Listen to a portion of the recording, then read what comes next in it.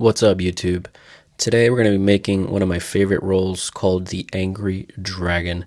We're starting off here with applying our sushi rice to our half-cut sushi nori, aka seaweed.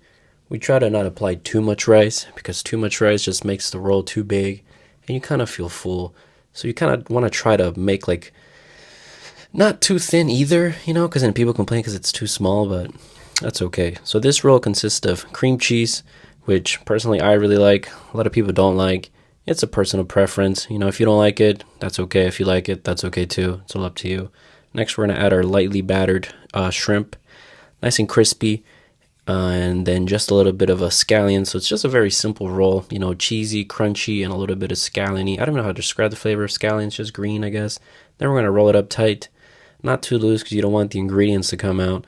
So you want to kind of make sure it's nice and tight so when you cut it, it doesn't fall apart.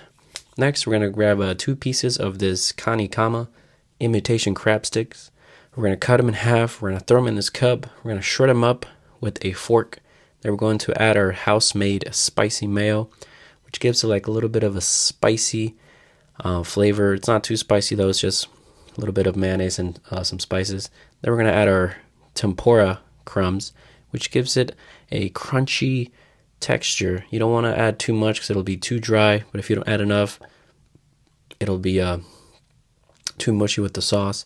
Next, we're just going to take it out the cup, put it here on the cutting board, and we're going to spread it out nice and even, so it's like all across from the left to the right.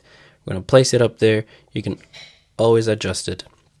Next, we're going to go with our controversial cutting our sushi roll with a saran wrap. A lot of people don't like this. A lot of people don't care. Personally, I just use it so I can cut the roll. It doesn't fall apart. It makes it easier for me to cut. I've done it without it. It works both ways. So this roll is 10 pieces since it's considered a special roll, but it's not like a crazy expensive special roll. I think it's only like $11 or $12 since it's so simple to make, but it's also so good. The less is more basically.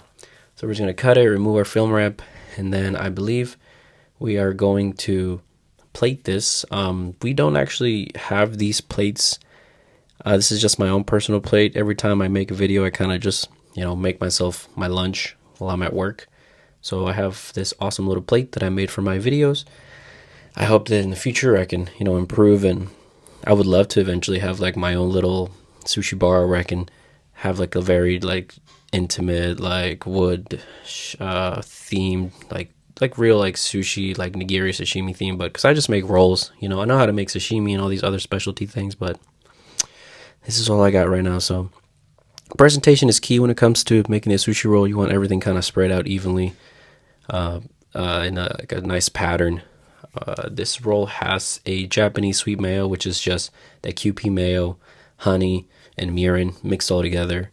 And then we're going to add a little bit of the tempura crumbs on top just to give it that extra crunchy flavor. You don't want to add too much though, because then sometimes people they inhale the roll and they just start choking on it. But anyways, thank you for watching. This is my second YouTube video. I hope you guys appreciate it. Please leave a comment, like, and subscribe so I can keep uploading. Thank you.